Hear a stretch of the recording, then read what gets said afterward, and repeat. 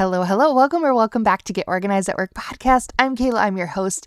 Happy Monday. Today, if you're listening to this live when it drops, it's Memorial Day in the United States. And so today we're actually doing a throwback episode because I was like, you know what? I'm on vacation. So today we're going to be doing an awesome episode from March 2025, which is 3 signs you need better organizational systems at work. Which one is holding you back? And actually, I give 5 or 6 bonus examples, which is awesome. So I hope you stick around for this episode.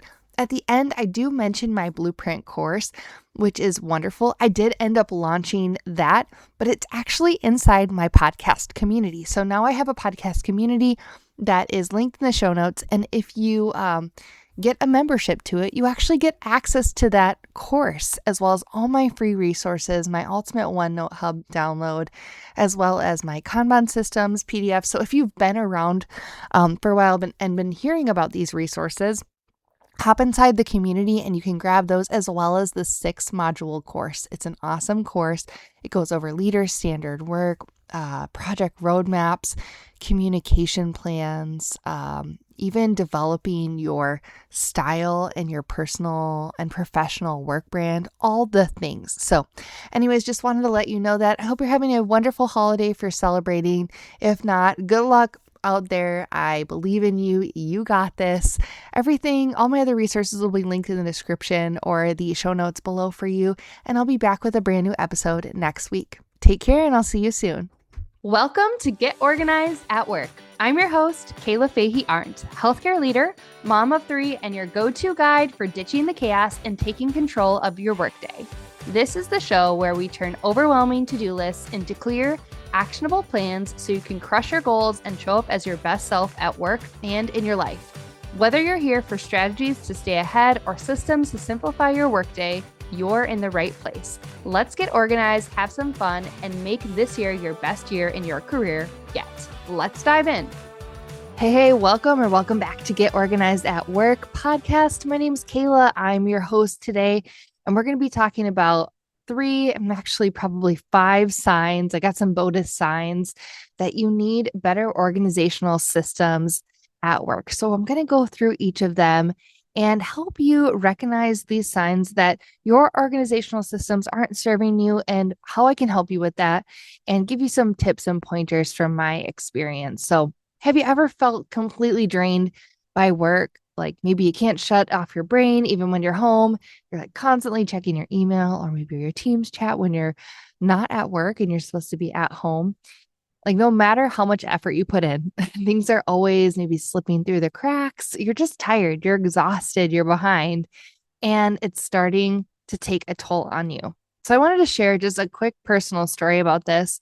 When I was, let's say, I'm trying to think of the year, probably 2016, I would say, I became this technical specialist in the blood bank, and I had never done all these big projects that were expected of me. I had people reporting to me who had decades of experience, and I had 3 years. And so there was definitely some imposter syndrome going on. And I didn't have kids yet. I was dating my fiance, who is now my husband. He was in medical school. We were all busy. And I worked myself to the bone, man. I worked 12, 13, 14-hour days, just trying to talk to day shift, evenings, nights, make sure things got validated. I work in a laboratory, so get new equipment up, like all the things people wanted. I was like, I got to take care of it. This is my job. I am solely responsible. Like I'm going to take accountability for it. I want to be like the person that just like makes everyone's day better. And that, I mean, in theory, like that's a great idea, but quickly I became super burnt out and I started resenting the job that I once was so excited to have. And that was kind of a dark place for me because it was like, I never wanted something I loved so much to feel so icky, right? Like I was so disappointed that how did I get here? How did I get so exhausted? And like, I'm a bright and shiny human and I don't want to get jaded, right? I did not want to get jaded. And one of the things that helped me realize that I was sort of in this cycle of burnout and didn't have great systems to help me was after I had my daughter. So in 2018, we had our first kiddo, and she was amazing. And it was really that eye-opening moment like, wow, I only get a few hours with her every day when I'm working, right? Being a working parent is hard. For me, I love to work. I love my career. I like what I do. It makes me feel like I can use my skills and my brain in a cool way. I'm a scientist. I'm a nerd. I love that. But I also love being a mom. Love taking care of my daughter, seeing her laugh, making her laugh, having fun with her, having all those moments with her. But realizing that if I want to have both, uh, you know, there's trade-offs. And one of the things is just that you might be so exhausted from work, but you still have to leave some in the tank for yourself and for your family, or else you've got nothing. And the time that we have together is short, so we've got to make the most of it. So what I realized was that, oh wow, I need to start leaving work on time. And actually, when is my work day end? I would start working at 6:30 or 7 o'clock in the morning so that I could touch base with night shift and day shift. And then sometimes I wouldn't leave till 6, 7, 8 o'clock at night after I talked with evenings and then started getting more of my work done when I had less interruptions. And I realized, wow, now that I have a kiddo, well, number one, I've got to pick her up from daycare on time. But number two, I don't want to only have an hour or two with her in the evenings. I want to have more time. So I was like, okay, you need to start leaving. Your hours are 7 to 3:30, but maybe you want to set a hard stop at 4 o'clock if you go over, if meetings go over. You need to leave.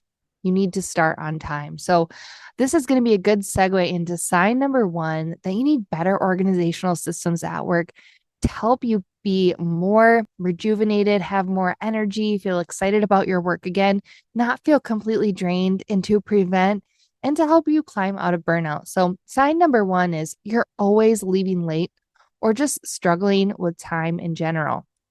So, here's a scenario: your day never seems to end on time, whether you're staying late, missing deadlines, constantly rushing.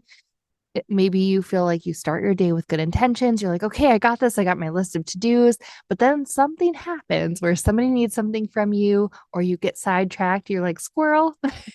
And there's something urgent. A request becomes made from you, or maybe an email comes through and it just sets your mood off, or there are last minute tasks to be done.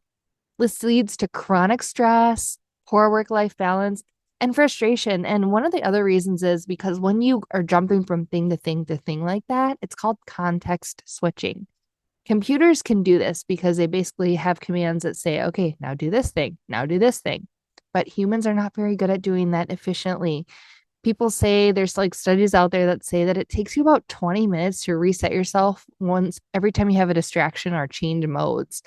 So it's not healthy for you when you're always in reactive mode and not on top of what you're going to be working on. This means you're not proactive. Chips away at the personal time that you could have after work or before work, and leads to resentment towards your work because you feel like your work's holding you back. So this impacts your family time, hobbies, and even sleep, right? Like if you're constantly thinking about work or worried about that you're behind or what fire is going to come up tomorrow, it's anxiety. It drives you to have anxiety. So in my course that's coming up, I'm going to help you create a structured workflow that protects your time. We're going to talk all about leader standard work and time blocking techniques to help you get ahead of these tasks, to shift from putting out the fires to working with clarity and focus. So I'm definitely going to drop some links in the show notes or in the description below if you're listening on YouTube. To the first episode is going to be all about leader standard work and how to stop doing it all and really figure out what are the most important things so that you can be more in control of your time. So I will list the signs, like sign number one, you're leaving late. And then under that, I'll leave episodes related to that I've already done that you can go back to, little nuggets, maybe pull back from the archive or some more recent ones so you can get real tips for creating standard work and time blocking and be more in control of your time. So check those links out. But I will just say, if you take anything away from today's episode, the number one thing I would do is make sure you know what your end time is. A lot of people are aware of when they start their workday. But if you have a desk job and you're not punching in and out, or maybe you are punching in and out, but you can get overtime, it's really easy to just stay working and not even, have some sort of time blindness. So make sure you know, okay, today my day ends at 4 o'clock and that's when I'm leaving, and it's a non-negotiable. And if you do struggle with time blindness, figure out a way where you can make time more visible or audible. So if you need to get a timer, there are lots of timers on Amazon for ADHD or for children. Great to use in the morning with your kids when you're like 5 minutes. They have no concept of time. Set it for 5 minutes. The timer will go off. That's been really helpful for some of the people that I've worked with. So wanted to throw that out there. Sign number two that your organizational systems need some work is you've got brain fog. Maybe you feel cynical or you just feel plain burnt out. So the problem is that you're exhausted, mentally checked out, and maybe you're struggling to focus. Do you feel overwhelmed by the sheer volume of the work? Like you just feel like you have too much, or you have a hard time prioritizing? One thing I'm going to do on LinkedIn, if you want to participate, is after this episode, I'm going to post about it, and there'll be a poll on my page asking what you feel like is the hardest part or the most draining part of your work. I forget how I phrased it, but I did the same poll last year.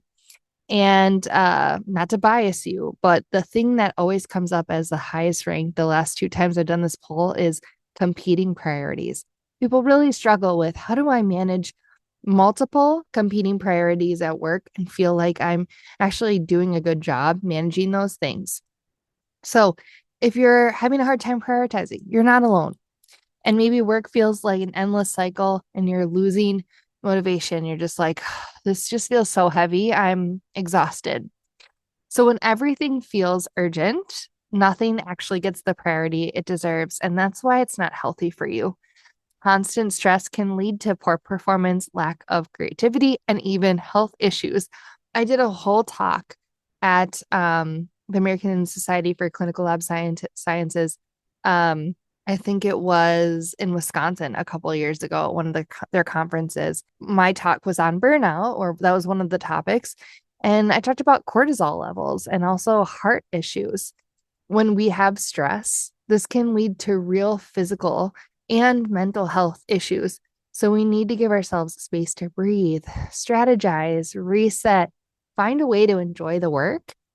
And that's with clear systems. So in my course, I'm going to help you learn organizational workflows that help you reduce decision fatigue.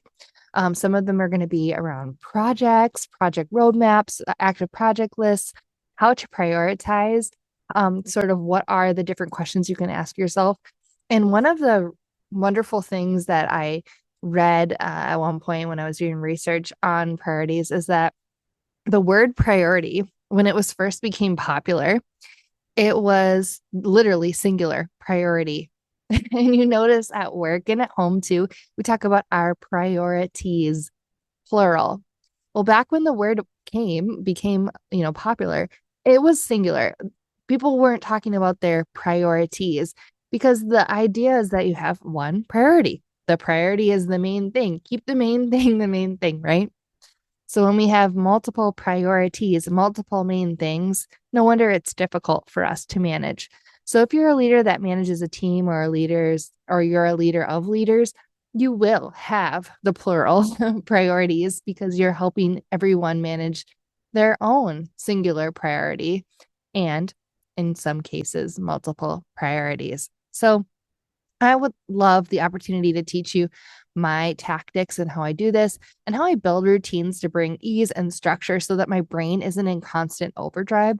I feel like the biggest thing is, like I mentioned earlier, helping you reduce decision fatigue or be able to make decisions quickly. So many of us, when we have brain fog or feeling sort of burnt out, it's really hard to make decisions and we have analysis paralysis. So that's something that I've had a lot of experience with in leading leaders that struggle with it too. And so I cannot wait to teach you my systems. Again, I will link related show notes on episodes I've done all about how to organize your projects, how to make sure that you reduce decision fatigue by making your work visible. So I will link episodes there so you can dive on into those. All right. Sign number 3 is you feel like you can't take time off, but you desperately need it. There's so many out there that I've talked to that hesitate to take paid time off or just an unscheduled day off, or I guess a scheduled day, like, hey, I'm just not working today. I'm going to schedule my calendar around it because you fear everything will fall apart and you feel guilty when you're not available. Even when you take time off, you check emails or you check your Slack or you check your team's chat because you're worried that you're going to miss something. So this is not healthy because you can never be effective if you don't recharge. My boss took us out on a team retreat the other day, and I said, I feel like I don't even deserve this day. And because I had so much to do.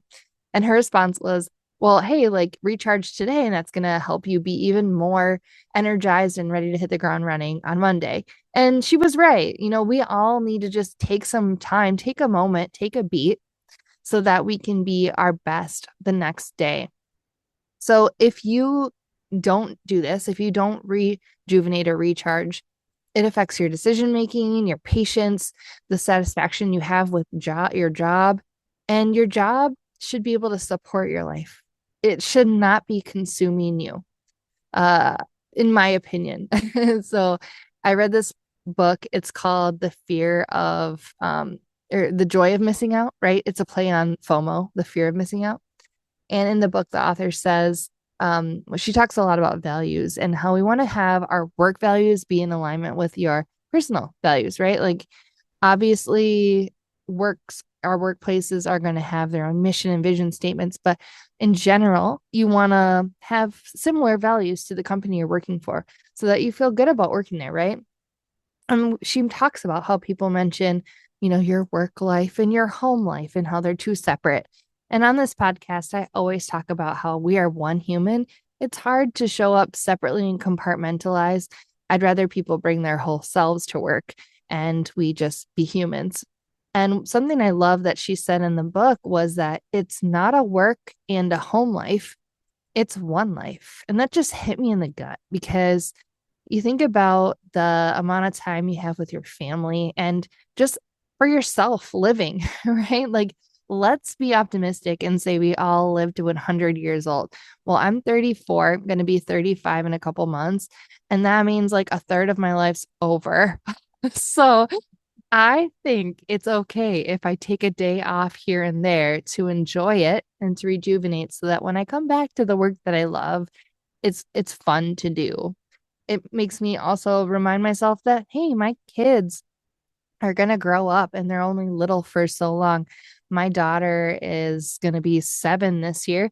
And let's say she decides to hang out with us till she's 18, which we know, we're not, we never know, right? We never know what our kids want to do.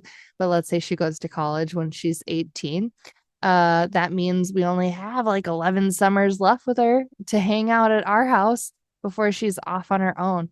So time flies, my friend. So I think we should take advantage of rejuvenation, and obviously we want to be responsible about it, right? Like if you're able to plan ahead, but know that your work's going to be there when you come back, and that taking an hour off or a day off, even for a mental health day, is going to do you wonders. So we're going to talk a lot about this. We're going to dive into delegation and how to set clear boundaries in my course that's coming up and it's going to be available at the end of the month.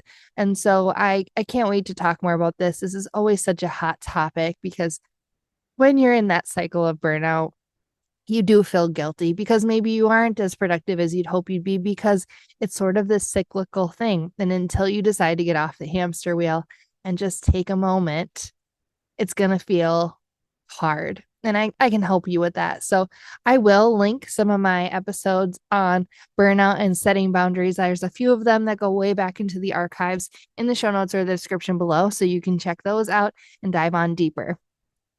All right, I have 2 bonus signs that you might need better systems, and I kind of already talked about one of them. One is you have FOMO and you can't disconnect from work. You feel like you got to check every email and be in every single meeting, and you worry about missing out on key decisions, or maybe even losing influence or being seen at the table. I will definitely talk about that in my course to help you, manage your workload strategically so you can disconnect without having any fear. And the second bonus sign that you might need better systems is you feel like you need to fix everything. You take on way more than you should, and you struggle to say no. You overextend yourself, trying to be the go-getter, the go-to problem solver, right? You're like, oh, raising my hand, I got that. And in my course, we're going to talk about prioritizing and setting boundaries so you focus on the right things. You can still be seen as a highly productive individual, but better yet, you're going to be an amazing leader and professional, and you're not going to be seen as the doer. You're going to be seen as someone who gets things done. It doesn't necessarily mean you're doing all the things and being the hero leader and swooping in. You're going to be contributing to growth of others in your organization and showing how you can elevate yourself. So those are the 5 signs that you might need better organizational systems at work. Let me go over them one more time. Sign number 1, you're always leaving late or struggling to leave on time. Sign number 2, you've got brain fog, feel cynical or burnt out all the time.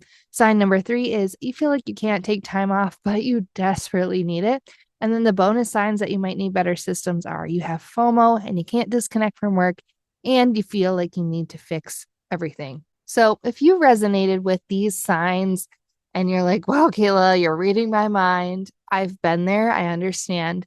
And what I know is it's time for a change. So, like I mentioned last week in the episode, and I talked about my upcoming course, I just wanted to share that I can help you stop the cycle of overwhelm and create systems that work through my podcast episodes that are already out. And of course, I've linked those for you as well.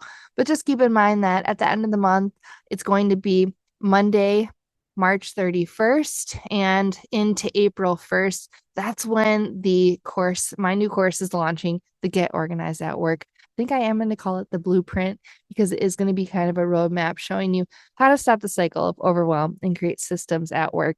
So inside the program, I'm going to help you take back control of your time, set systems for less stress and better productivity, and finally disconnect from work without feeling guilty. So get excited. Get excited if you are interested in the course. The link is in the description below or in the show notes to join my free community. That is where I'm going to be sharing information first about it. And you're going to want to be in there because I'm going to be doing some really fun activities leading up to the course launch. And you're going to want to be in there leading up to the course launch so you can get all the details as well as be on my email list so you hear about it. So in closing, I just wanted to ask you, which sign resonated with you most? Let me know. I'd love it if you leave a rating or review, or if you're on YouTube, leave a comment. Otherwise, hop over to my community and answer the question that I'm going to put in the poll there about which sign you struggle with the most. If we're connected on LinkedIn, you'll probably see the post there too. All right, I'm so happy that you joined me for today's episode, and I hope that my tips and strategies can help you fix one or all of those things. All right, until next time, I'll see you later. Take care.